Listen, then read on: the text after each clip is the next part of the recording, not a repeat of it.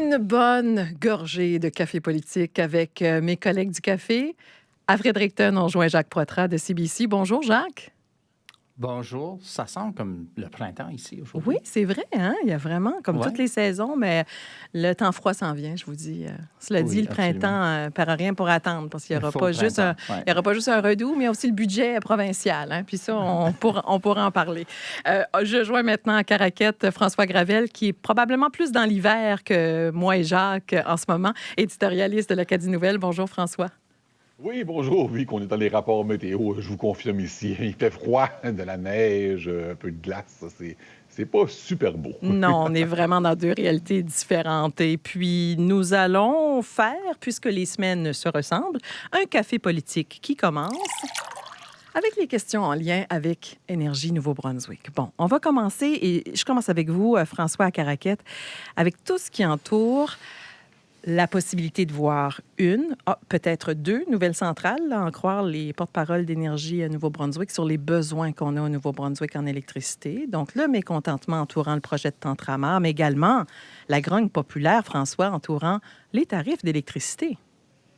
Plusieurs informations qui nous sont tombées dessus dans les derniers jours avec le projet de centrale, ou plutôt, vous l'avez dit, les projets de centrale thermique et d'énergie NB. Alors, d'abord, la centrale prévue à Centre-Village, dans la région de Tantramar, ce qu'on a découvert tout récemment, mais cette semaine, c'est que ça ne se fera pas à coût neutre pour notre Société de la Couronne et ses tarifs d'électricité. Dans la première année de fonctionnement, en 2028, la nouvelle centrale provoquerait une hausse des tarifs de 4 à 5 % On ne nous avait pas dit ça quand le projet a été présenté. Autre chose qu'on a appris, c'est que c'est ça, c'est la centrale thermique de Tantramar pourrait ne pas suffire. Il faudrait possiblement construire une deuxième centrale thermique, cette fois dans le parc industriel de Scoudouc. Et on ne parle pas juste d'une idée lancée en l'air comme ça. Énergie NB a acheté le terrain.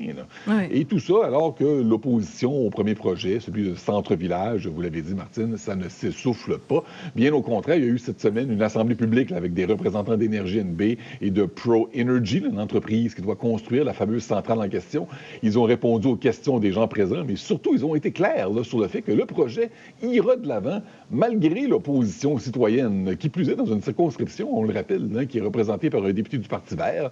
Et la seule façon que le projet puisse être bloqué, c'est si la Commission de l'énergie et des services publics ou encore l'étude d'impact environnemental met un frein au projet. L'opposition citoyenne ne fera pas reculer Énergie NB, ne fera pas reculer Pro Energy non plus. Reste à voir, par contre, s'il fera reculer le gouvernement Holt. Oui, puis ça, c'est super intéressant, Jacques Poitras. Votre analyse qui est en ligne sur CBC Nouveau-Brunswick ce matin, est-ce que tout ce qui entoure la grogne concernant Énergie Nouveau-Brunswick, mais même le discours de certains membres du cabinet sur ce qu'on devrait faire ou pas faire pour attirer et retenir même nos entreprises qui créent des emplois, c'est le premier gros test du gouvernement Holt? Oui, et on voit le ministre des Ressources naturelles, John Herron, qui se prononce publiquement en faveur d'une idée qui n'est pas encore adoptée par le gouvernement. Il fait du lobbying à l'interne, mais publiquement aussi pour cette idée de permettre les grandes entreprises de foresterie comme Irving de se détacher du réseau d'Énergie Nouveau-Brunswick pour générer leur propre électricité et l'envoyer directement. Ça serait à travers les lignes de transmission de l'Énergie Nouveau-Brunswick, mais sans payer la même facture et les mêmes tarifs que les autres clients. C'est une idée qui est très intéressante et John Herron dit que ça enlèverait un peu de pression sur l'Énergie Nouveau-Brunswick d'avoir besoin de construire des autres centrales. Sauf que c'est très rare de voir une ministre qui fait du lobbying publiquement pour une décision qui est vraiment la décision d'une autre ministre, René Lagacé, ministre d'Énergie. Puis là, on a vu la semaine passée que le ministre Lagacé contredisait Susan Holt un peu sur l'idée qu'une alternative pour Tantramar est possible. Alors, des messages pas complètement en harmonie chez les libéraux. Puis je pense que ça démontre que ces dossiers-là, très compliqués, et il y a plusieurs dans le dossier d'énergie, pèse un peu sur les libéraux. C'est un vrai pression et il y a des décisions, je l'ai déjà dit, des décisions difficiles qui s'en viennent.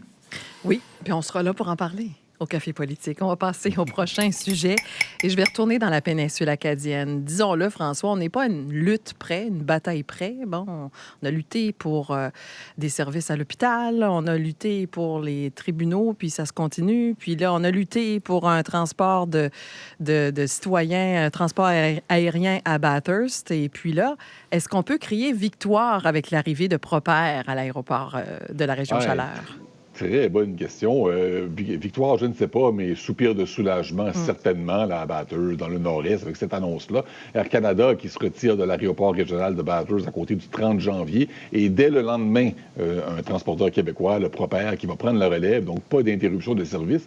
À travers les discours et les applaudissements, et c'est pour ça que j'hésite à utiliser le mot victoire, Martine, j'ai trouvé que c'est le député fédéral d'Acadie-Bathurst, Serge Cormier, qui a fait la déclaration la plus importante. Ouais, il a dit « Je ne veux pas annoncer que c'est la dernière chance pour l'aéroport de Bathurst, mais si les gens ne l'appuient pas, si dans quelques mois, par exemple, Propert se retire parce que ses avions sont vides, ça va être très difficile de convaincre d'autres transporteurs et surtout les paliers de gouvernement d'investir, de les convaincre que cet aéroport-là peut fonctionner. » Et c'est lucide comme avertissement parce que autant, et vous avez parlé de bataille, Martine, là, autant à Saint-Léonard, à Charlot, à Bathurst, on a vu ça souvent, des petits transporteurs aériens venus offrir le service pendant quelques mois, pendant parfois quelques années, mais finalement décider que ce n'est pas rentable. J'ai fouillé dans nos archives et j'ai vu des noms apparaître comme Max Aviation, Straight Air, Pascan Aviation, PAL ou PAL Airlines, Air Labrador, B Chaleur Air, et j'en oublie peut-être. Là. Tous des transporteurs qui ont tenté leur chance dans l'un de ces trois aéroports-là et qui ont pu rentabiliser leurs opérations dans le nord du Nouveau-Brunswick. Cela dit, Propert a un avantage. Air Canada n'est plus là. Elle laisse un grand vide derrière. Et aussi, la population du Nord-Est a prouvé par le passé qu'il existe une demande assez forte pour des vols quotidiens avec Air Canada. Et autre avantage, le prix. Pour que ça fonctionne, il faut absolument que ça coûte moins cher de prendre l'avion pour Montréal à partir de Bathurst qu'à partir de Moncton. Air Canada ne l'avait pas vraiment compris, mais il semble que Propert, lui, l'a compris. Qu'est-ce que vous voyez dans ce dossier-là, vous, depuis Fredericton, Jacques? Bien, je me demande, premièrement, si Air Canada ne peut pas le faire fonctionner avec des billets de 600 $, comment est-ce qu'une autre compagnie peut le faire avec des billets de 300, 350? Je me demande vrai qu'Air Canada avait le diminué ses prix à la fin, là, mais oui, c'est vrai. C'est plus le cas maintenant. Ouais. Oui. On parlait cette semaine que c'est un vote de confiance dans la région. C'est une transaction commerciale. Il y avait une subvention de la province de 500 000 $. Il y avait des consultants engagés. Et nous, comme François a dit, nous l'avons vu plusieurs fois.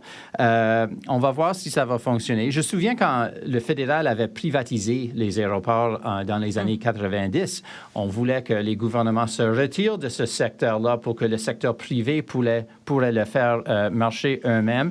Et on voit clairement maintenant que dans certains contextes, ça ne peut pas fonctionner sans des fonds publics. Alors, peut-être c'est le prix à payer pour que des gens d'affaires et d'autres mondes ont accès à un transport aérien. Mais je pense que l'époque des libres marchés dans les vols est vraiment terminée. Et on verra, comme François a dit, si c'est la dernière chance pour le Nord-Est. C'est intéressant que vous rappeliez le retrait du fédéral du service aérien, parce que c'est pas rare qu'on entend des gens supplier le fédéral de s'impliquer pour les droits des passagers, pour baliser les prix, pour éviter des monopoles dans le secteur aérien au Canada. Donc, on a peut-être qu'il y avait raison pour avoir une implication gouvernementale dans le secteur. Un retour du balancier là-dessus, on ne sait pas. Bon, on va passer à notre troisième sujet. Alors, c'est sûr que, on est un café politique et puis quand il est question de course à la direction d'un parti politique, on va en parler maintes fois là, durant cette année 2026 de ce qui s'en vient pour le Parti conservateur du Nouveau-Brunswick. Alors, Don Monahan, Jacques, je vais rester avec vous parce que vous en avez glissé un petit mot la semaine dernière. Vous avez tenté de le faire parler, je pense, cette semaine. Il vous a répondu par voie écrite que ça se peut là, que ça s'en vienne un petit peu plus d'informations sur une possible candidature à la direction du parti. Absolument. Les candidats pour la chefferie du PC doivent ramasser de l'appui de 500 membres du parti. Alors, il y a un site web maintenant pour Don Monahan pour aller chercher ces appuis-là. Puis c'est de cette façon-là que que j'ai découvert qu'au moins, il considère une candidature. Don Monahan, député de Arcadia, Butternut Valley, Maple Hills, le nom plus long d'une circonscription dans la province, est pas très connu. Premier mandat. Il n'est pas vraiment un orateur très passionné. Il est le critique en matière de finances dans l'Assemblée. Mais après que Chris Austin a décidé en décembre de ne se pas présenter, je pense que les PC qui ne veulent pas Daniel Alain sont allés chercher pour une autre candidat, une alternative. On ne sait pas beaucoup de ses idées et ses valeurs, mais ce qui est intéressant, c'est qu'il est parfaitement bilingue. Imaginez un scénario où il y a seulement 2 candidats pour la chefferie, puis tous les 2 sont bilingues. On pourrait voir ça sera la première fois dans l'histoire du Parti PC, puis peut-être on verra des débats entre les candidats à Edmundston ou Tracadie complètement en français. Wow. Imaginez, ça serait une vraie nouveauté.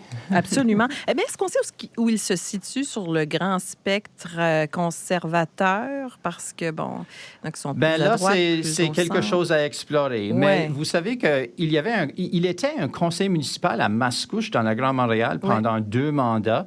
Alors, il y a un bilan là qu'on pourrait aller fouiller dans les documents à Mascouche pour peut-être savoir plus sur ses positions. Bon, un petit voyage à Mascouche pour Jacques dans les cartons dans les prochaines semaines. Je vois ça venir.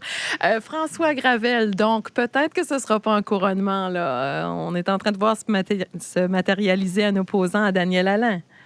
Oui, c'est ce que souhaite le Parti progressiste conservateur. On ne veut pas d'un couronnement, on veut d'une course au leadership. On veut que les différentes factions du parti soient représentées. On va voir si ça va se produire. Le député Monahan, on insiste là-dessus, n'a pas confirmé ses intentions. On ne sait pas si c'est un candidat. Il a refusé les demandes d'interview à ce sujet. Mais il recherche des appuis. Ça, c'est clair. Il ne nie pas son intérêt pour la direction du parti. Il y a ce site web, Jacques vient de l'expliquer, qui a été lancé pour inviter les gens à endosser sa candidature. C'est une première étape là, qui va lui permettre d'établir la force de ses appuis afin de déterminer s'il se lancera dans la campagne contre le seul candidat déclaré pour le moment, Daniel Alain. S'il décide de se lancer, il aura plusieurs éléments là, qui vont jouer en sa faveur, M. Monahan. D'abord, bon, c'est un anglophone bilingue. Après les années Blaine Higgs, le Parti progressiste conservateur doit à tout prix éviter de se tourner vers un autre chef unilingue. Autre élément intéressant, il a été élu pour la première fois, donc il est dans son premier mandat là, lors des élections de 2024. Ça signifie qu'il ne traîne pas avec lui le bilan du gouvernement Higgs. Il ne traîne pas les boulets. Là. Il n'a pas été pris dans les controverses là, à propos de la politique 713, la tentative d'éliminer le programme d'immersion anglaise, les ponts qui ont été coupés qui ont été brûlés avec les francophones. C'est le critique de son parti en matière de finances qui montre donc qu'il jouit quand même d'une bonne crédibilité au sein du parti. On sait à quel point la question des finances a toujours été importante pour le parti, à quel point ça peut être problématique aussi pour le Parti libéral présentement. Il faudra voir s'il va se lancer, mais une chose est certaine, et je l'ai dit la semaine dernière au Café politique, je le répète encore aujourd'hui, pour ce parti-là, ce serait beaucoup mieux une course au leadership avec 2 ou plusieurs candidats plutôt qu'un couronnement. Daniel Alain, il a plusieurs appuis, mais ce n'est pas unanime. Là. Je ne sais même pas si c'est une majorité de militants ou non là, qui l'appuient. Ce qu'on sait, c'est qu'il y a quand même beaucoup de militants qui l'aiment moins ou qui ne veulent pas d'un Acadien, là, tout simplement, comme chef de leur parti. Et ces gens-là auront possiblement un Don Monahan, un candidat qu'ils pourront appuyer. S'il se lance, ce qu'il faudra surveiller rapidement, c'est s'il obtient des appuis, notamment de Chris Austin, dont on vient de parler, là, qui a songé à se présenter avant de reculer. En tout cas, on sait que c'est M. Alain qui aura eu la plus longue campagne, qui s'est manifesté le premier et qui continue de publier énormément de contenu pour dire, bon, voici où je suis, où je vais, pour continuer à accroître mes appuis. Mais rappelez-moi, c'est juin, là, la limite pour que des candidats se révèlent avec les documents nécessaires, c'est ça? C'est ça. Et la vote en octobre. Le vote, bien sûr, ça. Octobre, on l'a d'encerclé. Bon, nous voilà rendus au moment tant attendu. Avec quelques cafés, peut-être? Est-ce qu'on commence avec Frédéric Tenoux? On va commencer avec Jacques pour les cafés cette semaine. On en a-tu un à brasser pour mettre la table pour Jacques? Pas grave. Regardez, je vais brasser ma tasse d'eau pour vous. J'ai 7 cafés sucrés pour les 7 médecins qui sont installés chez Vitalité. Ben oui, on a le compte final. Ça nous rappelle que dans certaines circonstances, comme la chicane avec les médecins au Québec, c'est possible de faire un peu de progrès, mais que c'est pas nécessairement quelque chose qui déroule rapidement. Ça prend beaucoup de travail, beaucoup d'efforts, mais voilà les 7 qui viennent au Nouveau-Brunswick. Peut-être ils nous écoutent maintenant. Peut-être ils pourraient nous offrir des services médicaux en urgence. Mais j'ai aussi un café, je dirais, sucré, mais un peu corsé aussi pour la ministre d'Éducation, Claire Johnson, parce que sur le dossier de l'école francophone à Woodstock, et je renverse un peu mon analyse il y a 2 semaines, on voit dans cette lettre du conseil municipal de Woodstock un certain manque de peut-être compréhension de certains enjeux dans ce dossier de la dualité linguistique en éducation. Mais je pense que ça met une obligation, pas seulement sur les élus municipaux de Woodstock, mais aussi sur le gouvernement libéral de vraiment faire du diplomatie et de comprendre comment la persuasion et l'explication est nécessaire dans ce dossier. C'est très facile peut-être de s'asseoir au Café Archibald à Dieppe et penser que c'est évident qu'une école francophone à Woodstock doit être là, mais on sait que ces dossiers-là peuvent rapidement devenir autre chose au Nouveau-Brunswick et ça va prendre beaucoup de travail des libéraux pour gérer cette question-là. Voilà pour ça. Vos cafés à vous, François, cette semaine. Yeah.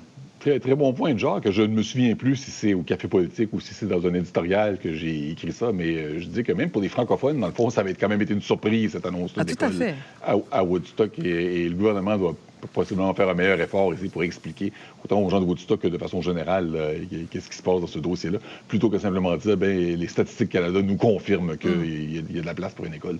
Alors, donc, mes cafés, oui, Martine, j'en ai un pour le maire de Caraquette, Bernard Thériault, qui a eu des propos très durs cette semaine à l'endroit de son conseil municipal.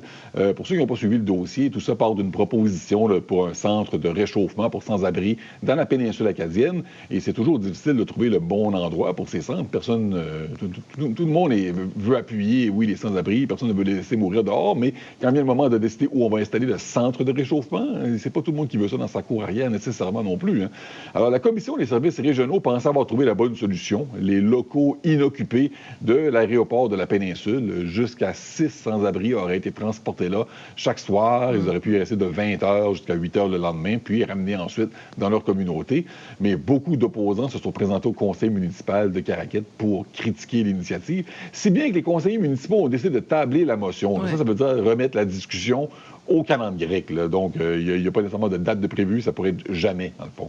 Alors, le maire Thériault ne l'a pas pris. Il a déclaré, je vous dis quelques citations, on devrait avoir honte, on n'est pas mieux que les autres, on n'a pas de cœur. Il a parlé d'un manque de courage. Des propos émotifs, Martine, mais qui n'ont pas convaincu le conseil de changer d'idée, de changer son fusil d'épaule. Tous les deux, je vous remercie beaucoup pour un autre excellent café politique. Jacques Poitras, on suit vos reportages à CBC. Merci beaucoup, Jacques. Merci. Et bien sûr, on lit vos éditoriaux dans l'Acadie Nouvelle. François Gravel, bonne journée dans la neige, le froid. Oui, merci beaucoup. Je vous dirais qu'on aimerait ça avoir l'hiver qui revient quand même. Il y a l'hiver pour l'hiver, puis il y a le printemps pour le printemps, puis il y a l'été pour l'été.